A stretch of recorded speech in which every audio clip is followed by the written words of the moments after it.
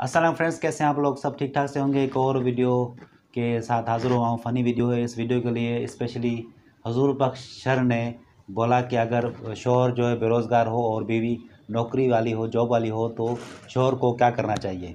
तो आपको बताते हैं कि शौहर को क्या करना चाहिए। बहुत ही फ़नी वीडियो है, तो देखिएगा ज़रूर। तो मैं बेरोज़गार हूँ और मेरी बीवी जो जॉब करती है तो आएगी घर पे, तो देखते हैं कैसे मैं उसको उसका दिल जीतता हूँ। आने वाली है अभी। जानू आप आ गई?